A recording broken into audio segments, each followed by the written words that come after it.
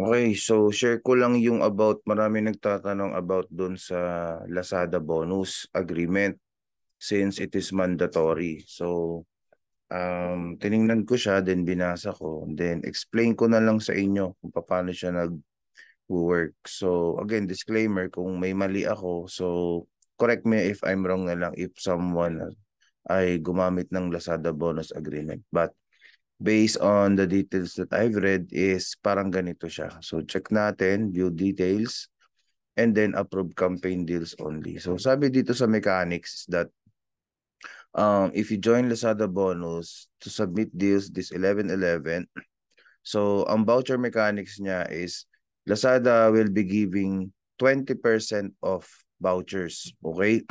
Based on the tire. So 299, 599, and 1499. So doon magbe-base ng minimum spend requirement kay buyer. And nakakap siya at 200, 500, and 1K. So pag umabot ng 200 yung discount, let's say over 200 yung discounts, so you will be only cap at 200. So no more, no less. So alam naman yun siguro yung pagdating sa voucher capping. So kunyari dito 1.4 umabot ng 1.5 si buyer. So if the 20% will cost more than 1K, so automatically it will be capped at 1K down doon 1K discount. I don't know pa, or maybe the 20% off will be um siguro hanggang 200 pero parang hindi siguro, no? So pero anyway, so ganito 'yan. So pag nagbigay ng 20% discount si Lazada, so ito yung babayaran natin as a seller. So if you are under sa cashback program, yung cashback na tinatawag, so 30% yung magiging participation mo doon or subsidy. For non-cashback sellers, kung hindi ka nag-avail ng cashback program, so saan ba nakikita yung cashback program? Dito yan sa may Lazada program. Kung wala naman, so 50% yung magiging voucher cost mo. Okay? So saan kinukuha yung 30%? Yung 30% ay kukunin doon sa total voucher cost. Okay? So example, no, example like this one, 299 minimum spend. This is just an example. So calculator tayo. So example, 299. Okay? Nag-avail si buyer ng 20% off voucher. So ang maliles dun sa 299 is 59.8 pesos.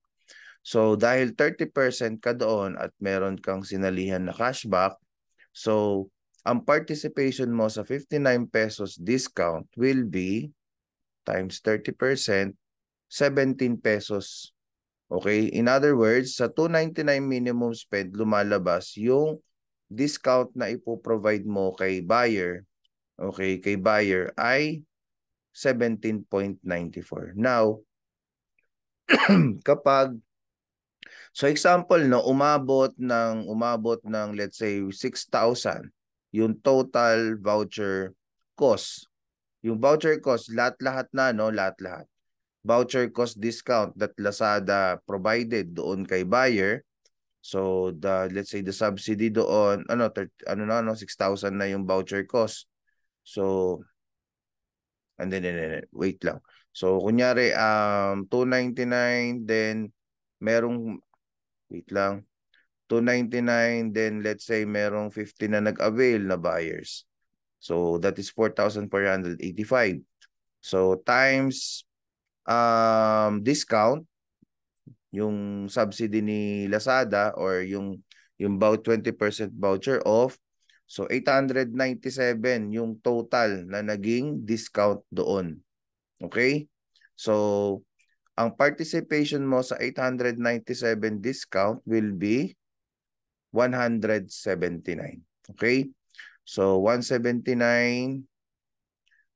So dun sa nabili na worth 4,485 is 179 yung yung magiging participation mo for that discount. So I hope medyo naging malinaw ito sa inyo. Ngayon, if ever naman na there's a mistake on my explanation, but as far as I've read the details is parang ganito siya lumalabas. So kasi Lazada will shoulder the rest. So yung participation mo is if you're at cashback, 30% of the given voucher, okay, or the given discounts na binigay ni Lazada. If you're a non-cashback, 50% doon sa nabinigay na discount ni Lazada doon sa lahat ng mga buyers na nag-avail ng vouchers of the Lazada bonus. Okay?